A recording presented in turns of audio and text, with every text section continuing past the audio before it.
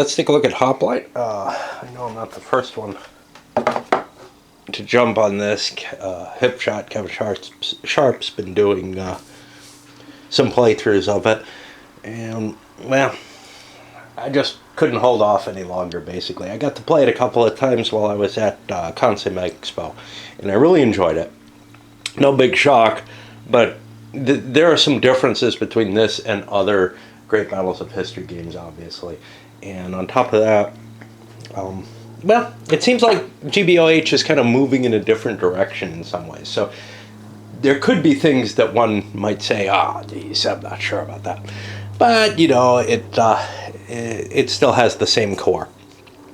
In terms of components, just looking through it, it comes with a lot of maps. Now, I cut my map in half here because they're two-sided maps, and there's basically 4 battles on the map. So in this case, cutting it in half just makes life a little easier so I don't have to fold under or something like that.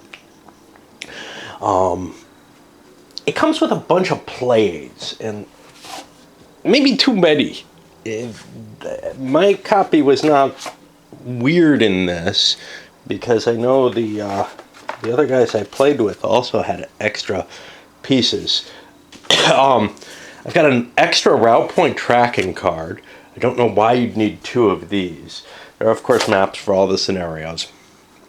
The combat charts, first of all, I felt like there were a lot more, but I've got 3 copies of Table 1 combat charts, 2 copies of Table 2, and then 2 copies of the SGBOH. I understand why they put 2 of each in there. I don't understand why a 3rd one is in there, except that this is sort of the most important of the charts.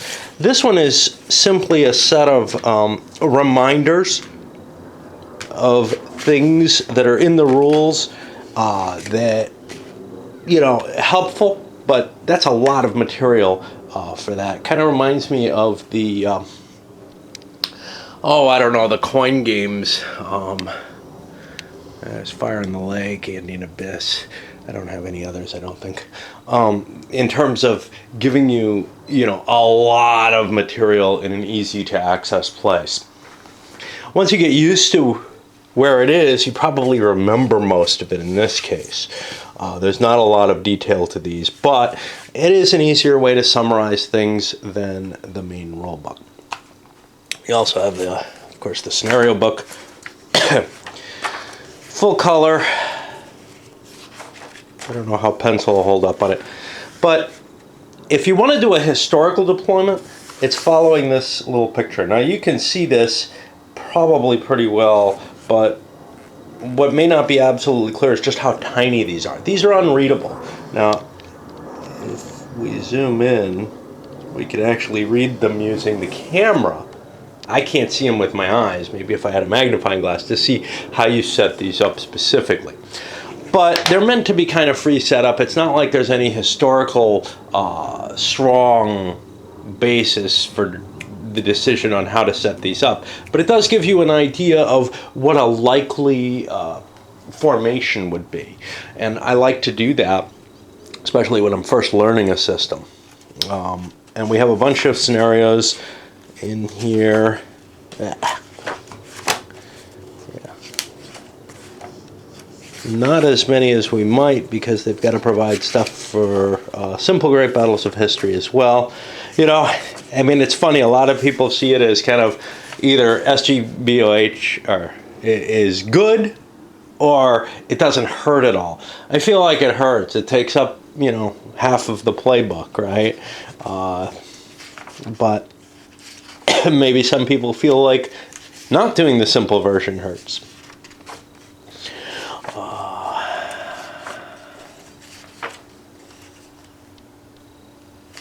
I'm looking for what else there is here. There's got to be more here. There's the simple Great Battles of History rules to combine with it. What's not here is any kind of player notes, designer's notes, anything like that. That's all been removed, and that's because that thing's 44 pages just to get all the scenarios in. It's not that there are all that many scenarios. There's a good deal. 1, 2, 3, 4, 5, 6, 9, 10, 11. That's pretty big. But, you know, I mean, on 44 pages, if you figure each scenario takes about 3 pages, you could get a few more in there, right? Well, they also have to provide the support for the symbol.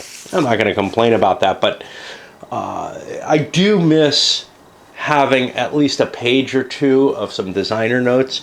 I feel, especially with this, that some significant differences were made. Some of those are going to be embedded into the rules. There's little design notes here and there, rather than a main sequence of that. I still feel like something that kind of gave the general process would be interesting. I'm sure that'll show up in C3I magazine or something along those lines. And I guess I don't care about it too much because I'm not willing to pay $20 or whatever for some extra, for an extra scenario or two, and you know, some design notes.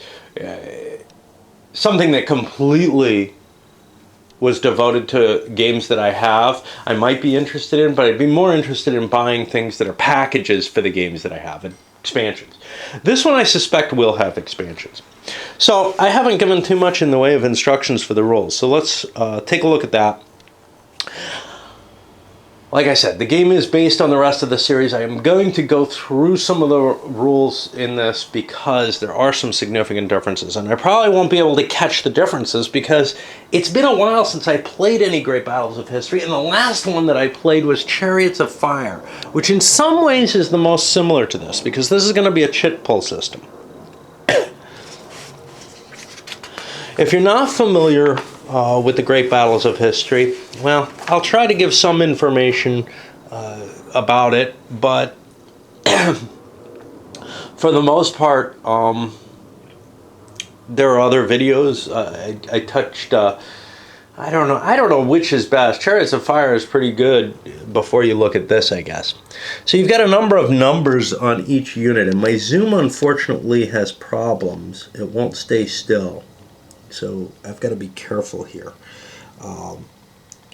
So the base numbers on units are, this is the tactical quality value here. This is going to be the movement allowance. This is general type, the SK. The J is going to be missile weapon. You've of course got a unit identification. You get a little color code there which will help you because that's what wings use, and an image of the dude. On the back side, you do not have a moved side. In fact, the back side, I'm trying to remember what it even represents in this. It's used for something else, but I don't remember what. They used to use, you flip counters over when they've moved. They've got moved counters now. I guess you could do that if they have no other purpose. They've got moved counters now, which only apply to medium infantry and heavier. Regular, lighter units aren't going to be penalized for having moved before in a turn. Commanders are a little different too. You have two types of commanders. Your basic unit commander, or essentially a line commander, a formation commander, who has two numbers. And let's see if I can remember them. I cannot. The first number is command range, and the second number is an ability, which is going to affect a whole range of different things. But then you have the overall commander, who also has a command range.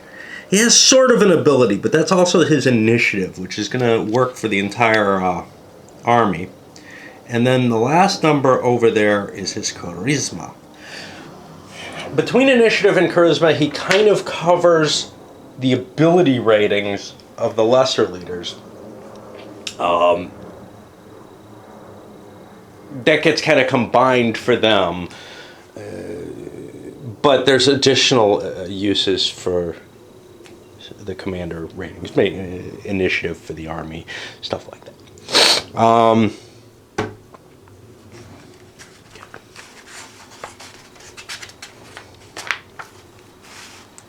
Bunches and bunches of different units. Sequence of play. Now, you know what's cool? I got a copy of it right here. So the way the game starts out, you roll 10-sided die each, and you add your initiative rating. And if you have the higher value, what you're going to get to do is you're going to get to choose a chit, other than your momentum chit, that you're going to activate as your first chit of one of your own, as your first chit of the turn. Then the rest of the chits, including the momentum chits if they're present, get dumped into the cup. And you'll be selecting who goes when, kind of at random. It's not going to have the same feel as the other Great Battles of History games do. Mainly because, and this is from Chariots of Fire, which uses a similar system, when you pull a chit, you don't know, even if you want to use your momentum chit for the other unit, for that unit again, you have no idea when that's going to come up. It's not in SPQR or whatever. You end up moving your unit, and then you can roll and see if you can keep continuing with them through a couple more pulses and really do a lot of damage with that unit. You're not going to see things like that in this. This has a lot of weirdness, though, to it in comparison to the other systems. Okay, so then the core of the game is each time you pull a chit with your nation on it, you get to, or your command on it. The commands are specific. So like this is the Persian chariots, and that'll be this little wing here. After you pull that, you get to take actions with it, and that's really the orders phase here. You keep pulling a chit and doing one of these. And then after you're done with the orders, you get to handle some bookkeeping in the route, remove, replace, and reload phase, and the withdrawal phase. Okay. And that's the game. You got to have your units kind of in range of the commander in order to activate them normally. The range can be used by linking units to adjacent units, though. Which means the commander just has to put one unit in a line in command, and the rest of the connected units will all be in command. That may not work as well as you'd think it would, though, because the hoplites have kind of weird movement where they might be moving too quickly. Leaders have a slight effect on combat as well. Okay, trumping. So, if someone draws a chit that activates themselves, it doesn't matter who draws the chit, you can attempt to trump in and take their move. And you do this, let's see, by rolling less than your commander's initiative rating. And then they lose their action, and the trumping player gets a chance to pick any one of his commands to take an action at that point. This is done in addition to everything else that you do. Now, you're only allowed to try trumping once per game turn, though, successfully or not.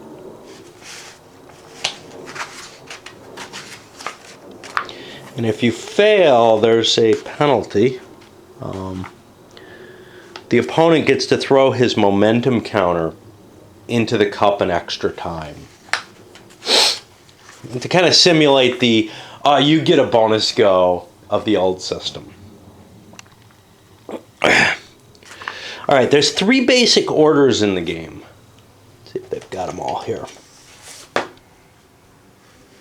Yeah. And they're summarized here. There's move, fire, recover. This is your basic order, where you're allowed to move your units.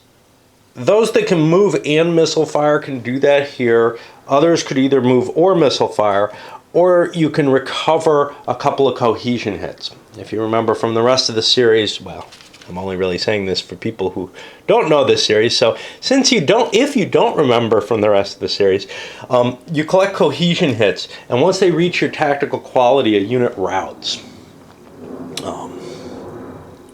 Okay. Out-of-command units have more limited actions. They can take move and missile fire, but they can't move adjacent to an enemy. You can do disengage. Now this is more complicated. This is kind of a new thing. If your units are engaged, if they've started a fight, they get marked with this, and that means they can't get out as easily. In order to disengage, you have to do this action. You roll against the leader's capability or initiative if it's the overall commander's force. You get to throw a bonus of the OC's charisma, all kind of technical stuff in there. If you succeed, all your units in that command that are engaged get to pull back a hex. If you fail, you don't. And then rally, for each routed unit, this is the third option, for each routed unit in command range, you roll a die and you check to see if it rallies. Now, things don't all rally here. So, when you make a rally roll,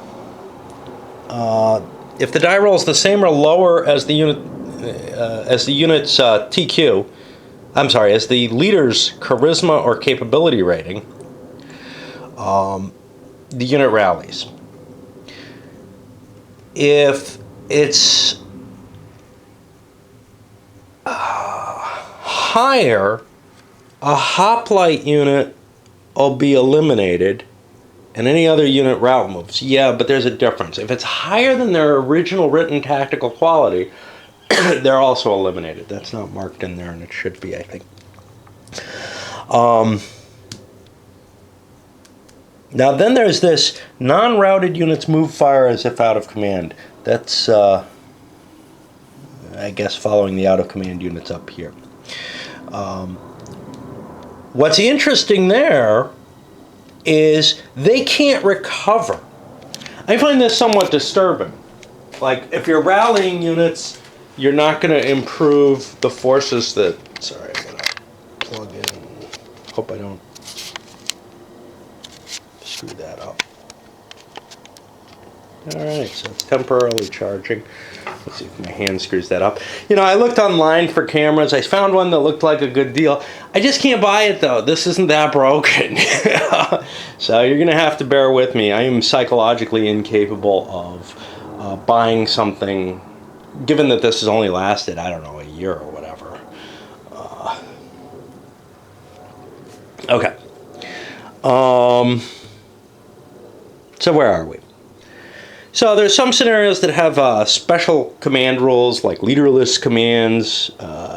Some, and this one that we're going to, will have units that are commanded by multiple leaders, where they kind of split the command at will each turn. Okay. Movement is pretty standard. You move across the map, paying terrain costs. But terrain costs include cohesion hits. When you walk through areas, your unit may become more and more disorganized. And perhaps even rout from just walking. Hoplites, however, the first time that they're advancing to combat, they generally have to make a die roll. Let's see what's here. To see how fast they can move. And in general, you want to be trotting, because walking is real slow, and running has mixed advantages. You're going really quick, but each time you move, you have a chance of losing a lot of your cohesion. However, if you're close, if you start out really close, run is a really good option.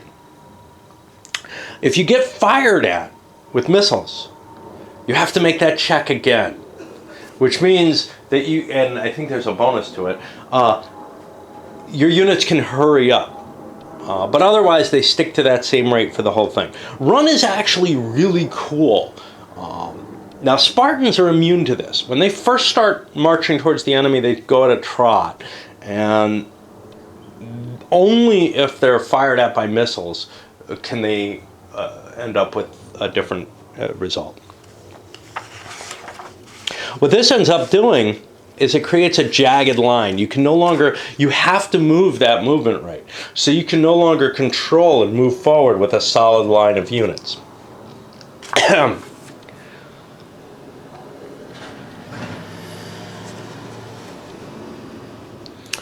Rules for these longer units, allowing them to pivot. That's all pretty normal.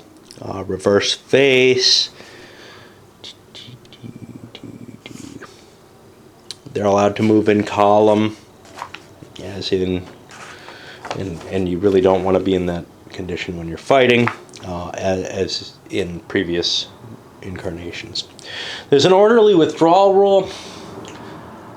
I'm trying to remember if this existed in all the games. I don't know, that I've seen. What this means is once you move to within 2 hexes of the enemy has an option to pull back if he's faster than you. And then he can move the difference in movement points. And there's usually a penalty, a tactical quality check or whatever. Some units like skirmishers, like Cav and stuff, have an easier time of doing this, though. Not just because they're faster. A Cav command, you can withdraw the entire command when it gets any first contact. If you've got slower units, there's prearranged withdrawal opportunities. Now this is given some support finally with some little counters that you put under the command. And if you're doing a prearranged withdrawal, what it allows is heavier units to pull away when they wouldn't normally be able to fall back. And in order to keep you from, when you put these under the commander, who's got the prearranged withdrawal, in order to keep you from revealing the secret, the other side, they say, you're not doing it. So you put whichever side you intend there under your commander. The commander doesn't get a regular action in his turn. Instead, he just gets this prearranged withdrawal, which is when a unit approaches them, they're able to withdraw instead of standing and taking it. Stacking is generally 1 unit per hex. There are some exceptions. You've got facing. It's generally to the vertices, except for when you're in column. You can see we've got front, flank, and rear hexes. They each have their own rules, both in combat and otherwise. Missile combat.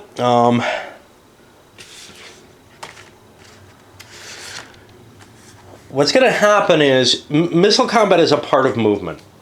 Units that are missile capable can either move and fire, or they can move or fire. And you look at the range, you compare the weapon type, and you take a look at a number that you're going to be trying to roll equal to or under. You can see the composite bow at range 1 is so effective that it actually can cause a second hit. Then you compare the type of weapon to the armor type to see if there's a modifier to that die roll. And that all works very well. And that's, very much the way the system works. It's comparing one weapon system to one armor type, and it gives you a wide range of possibilities that you could build out of the game.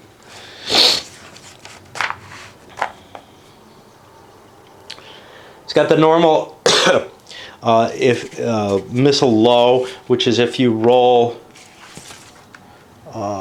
Do we have the missile? Yeah, they spell it out here. So where you run out of missiles. If you roll a high number, which isn't going to do anything, you might have run out of missiles, and you generally get the missile low rating, and that says the next time you fire, you'll go to missile no, and you'll be out. You won't be able to fire again. However, it's fairly easy to resupply your missiles in the game.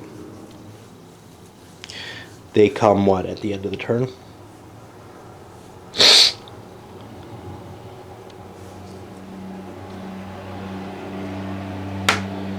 Yeah. Okay. Here's something new. Harassment and dispersal tactics. So like Cav archers and peltists and skirmishers are going to be able to use this against specific units, differing by what you are. Basically, this is following the old chariot rules out of... I don't want to do this, I'm on a cord. Out of Chariots of Fire, which is you stay in your same hex. You're considered to be moving for all purposes, but basically your troops are running up, firing, and running back, all without actually moving a hex. So they have penalties as if they're moving to their missile fire. They can attract reaction fire.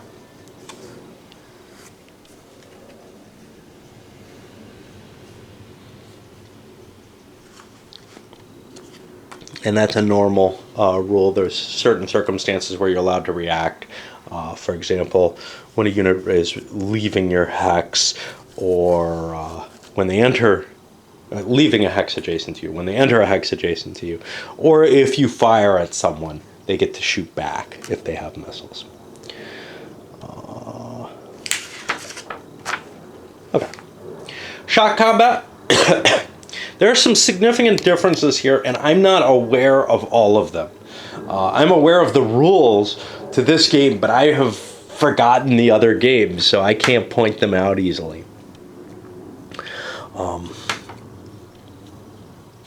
So let's see if we can figure out what is different here. So the way shock combat is handled in this system, let's take a look at our sequence of play here, if I can find that. Is during your orders phase, you do your movement, and you often have to commit to a shock combat, and it's an automatic process, during your movement. And then after everybody's moved, each unit in turn goes through all the steps in the shock combat. So everybody's going to go through step A before everybody goes through step B, etc. And basically, if you're adjacent to an enemy, I believe you must shock, right? No, you have the option to shock. However, if you just move next to something, you get the must shock markers. Now, whether or not you have to check tactical quality on a shock depends on what happened. So if you moved adjacent to the enemy, you won't have to make a tactical quality check, but you must shock that enemy. However, if you changed facing after moving adjacent to the enemy, you get a must check tactical quality check, because you're trying to do fancy maneuvers there first.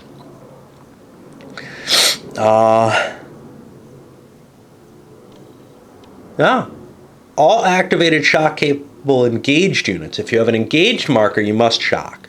If you're not engaged, you have the option to shock, but you have to make a pre-shock tactical quality check. Now, if you're engaged, you don't have to make the tactical quality check. You're already in the midst of the mess of a hoplite fight. You know, you're doing that push and pull and crush. Okay.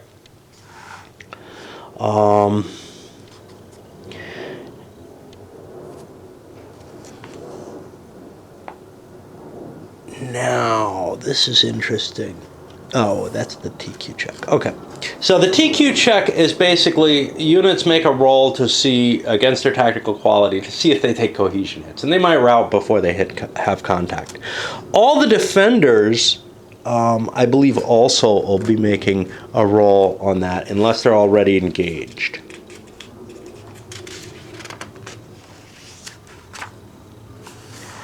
Then you check for leader casualties. If two leaders are in the same fight, they do a single combat thing, which isn't too complex, but it adds a little bit to the game. Otherwise, you simply roll a die, and I think for each leader, and on a 0, there's a chance, there's a wound. Okay.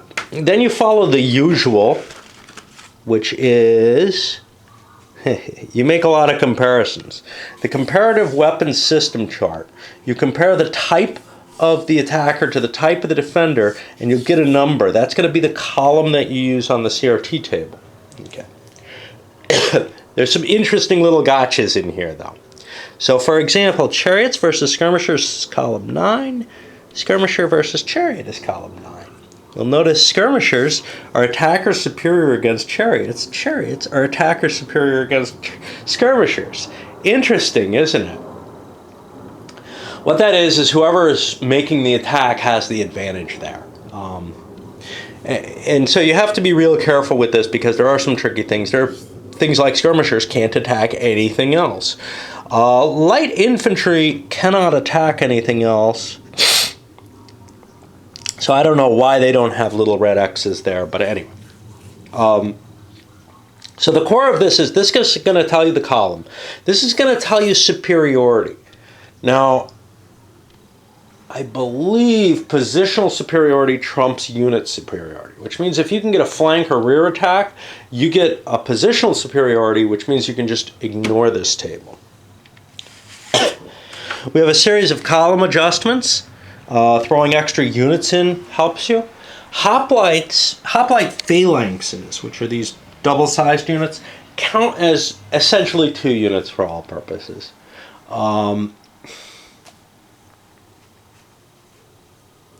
These count as 2. The way they've written out the rule is kind of Byzantine, and I'm not sure it serves a purpose or not. We'd have to look at the way they've written out the double density hoplite phalanxes and then the big Theban monster phalanx that's like 60 rows deep or whatever. I don't particularly want to do all that, but for now we'll just take that kind of abstraction of these are worth double what normal ones are worth, and some of the others are worth more than them in terms of additional units.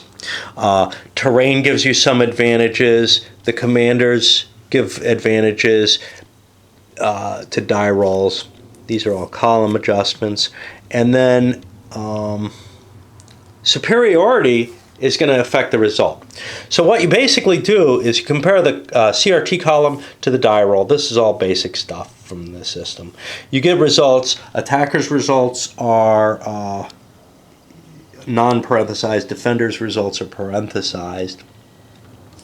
And that's going to be a number of hits, cohesion hits on the unit. If you are attacker superior, the defender takes twice as many hits as they normally would. If your defender is superior, the attacker takes triple the number of points that they would normally take, which is probably going to rout someone. Yeah, they might only be taking 1 if they highly outnumber them. You're not making any kind of strength point comparison here. You're just comparing the systems, and units are all just a unit. You don't have to worry about any of that. It's kind of an interesting design always from that point of view. Okay. There's some weirdness going on if both people kind of route that's different from before. So, first of all, if both people route, you have to kind of go to a tiebreaker because both sides aren't going to withdraw from the battle right away. Go after him. But then, if you're within 1 of routing after the combat's been resolved, you make this collapse check, and that's standard in the game. And there's a possibility of routing there. Now, the general route rules, chariots and skirmishers are eliminated when they route. Just get them out of the way. Skirmishers feel more like skirmishers in this because of the harassment rules and the fact that they just disappear. They're not gonna be this, and they can't attack things. They're not going to be this thing that's best used by keeping it behind the lines to hunt down routers like light cav should be used. That was a real problem with SPQR, and I'm hoping they update some of the older games in the re-releases to cover how skirmishers really should be used. It looks like they're getting it right here.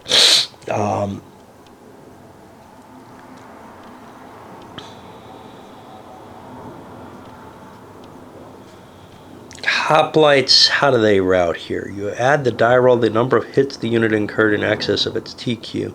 Okay, so here's the thing. Hoplites aren't likely to route. They make a further check to see if they actually routed or if they stand. They're just such huge formations that they're not going to fall apart easily. So they make an extra check to make sure they actually route. Otherwise, they end up sticking around with one hit below their cohesion necessary to route. However, they disintegrate very easily once they're routed. You must advance after combat. You get the little engaged markers. Rules going into the specifics of the advancement after combat. I talked about personal combat. You're basically going to be rolling capability versus capability. And whoever gets the higher die roll wounds the other guy. And then that other guy checks to see if he's dead. If you take 2 wounds, you're dead. Okay, special rules for skirmishers here. I've gone into most of these already. They're good at orderly withdrawal. They're good at moving through rough terrain. And they're very bad at shock combat. They're basically not equipped for it. Light infantry is also not really equipped for shock combat. They can't attack in it. They have a reduction when they're defending in terms of the damage they do. Peltists are going to be more like... they're sort of an interesting cross between skirmishers and real troops. Because they can do the H&D tactics, the harassment and disbursement. But they can also sort of do some shock combat. And that makes them somewhat more effective. Light cav archers have the H&D. They have withdrawal fire, which means as they're pulling back, they can shoot. Regular light cav are really iffy. These are going to be, you know, guys armed with spears or something, but without stirrups or saddles. Just how effective they could possibly be seems pretty low. So they're given no attacker superiority, even if they are the positional superior. And when they're the attacking type, they have whatever damage they do to the defending units. But this doesn't matter if they're attacking routed units. Now, I think if you hit routed units, if you do any hits to routed units, you immediately destroy them. So that's not that big a deal. Okay, chariots. Chariots are still kicking around, at least for the Persians and maybe some others. They have some in this scenario. They're not going to be as potent as they were in Chariots of Fire, but they're not as pointless as they are in SPQR. They're a little slower to turn and maneuver. They can use orderly withdrawal, but they take cohesion from it. They can fire in any direction. They're eliminated if they route, but here's the cool thing. They kept the pass-through attacks. If a chariot hits a unit and the unit does not, and neither one routes, yeah. The chariot rides through. Now, this was one of many options in Chariots of Fire, but here it's the only thing that you can do. He rides through, and he ends up on the other side. And if there's another unit on that other side, he gets to attack that too. And he just gets to keep attacking until he either, you know, is destroyed or finds his way to the clear. Okay. Heavy cav. Remember when I said no stirrups, no saddles? Yeah, that makes heavy cav a pretty questionable thing. How does that work? They form into a nasty wedge, and that's the only way that they can get all their advantages. So, you have to basically take a turn to find... There they are. A cav charge marker. Put that on top of the heavy cav. And at that point, from that point on, it kind of operates as its type. But once it charges, it uses that up.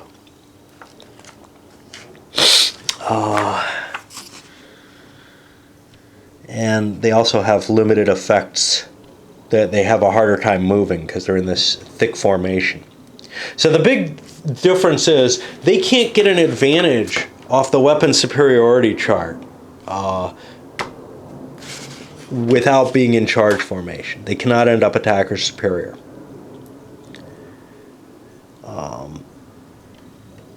And they're going to be more maneuverable not in charge. Pursuit is not a bad thing in this game, unlike in SPQR. You don't pursue off map in this game. You can only pursue if you're in charge formation, though.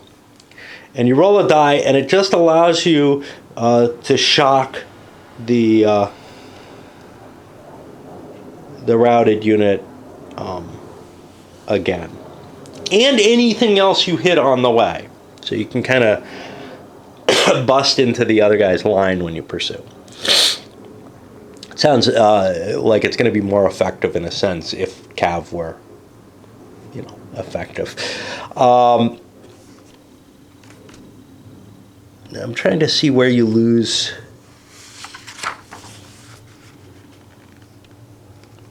I seem to remember that you lose charge formation. Yeah, after any shock combat, you're automatically out of charge formation, but I believe you continue your pursuit in charge formation. So you stay as a wedge cutting through, otherwise you would really suck. And no, I'm not just saying that in the G, I believe that you do. I believe it because I think I read it somewhere. Yeah. Heavy cav retains charge formation while in pursuit. Hoplites can form a square. That gives them all frontal facing. They can't shock. They can't initiate shock. And otherwise, they remain kind of normal, except they're slow. Got special rules on these giant Theban units. Let me show you that thing. That's crazy, crazy big. Where is it? Oh, it's under all these. There it is. I can't wait to see that. Ah, shit. Those were all carefully stacked. I can't wait to see that on the battlefield. Rules for some special formations here. The lock shield wall formation, giving you a really strong defensive benefit, especially against missile fire, but also against regular shock attacks by Persian medium infantry, etc. Alternatively, there's loose formation where you can break some of these double-size units into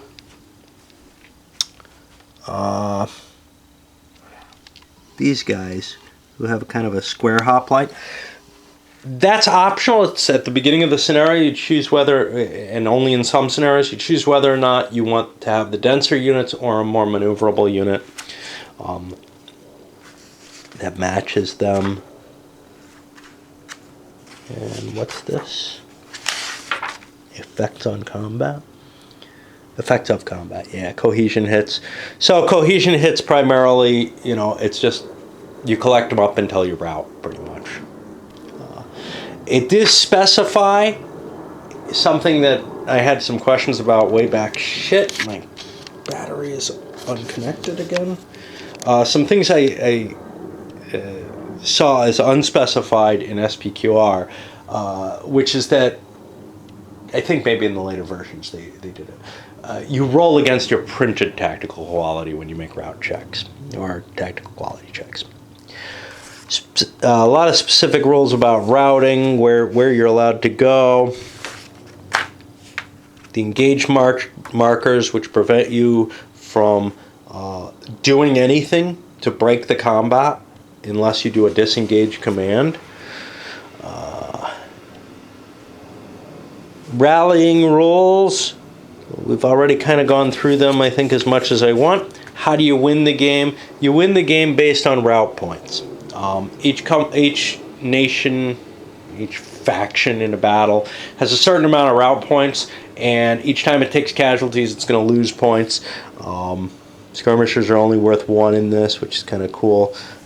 Other things are worth basically their tactical quality, except for the chariots, which are worth 2. And now I got to reset up everything because I screwed up that. We'll send this up, and I'll try to clean up all the messes I made, and maybe I'll get started today.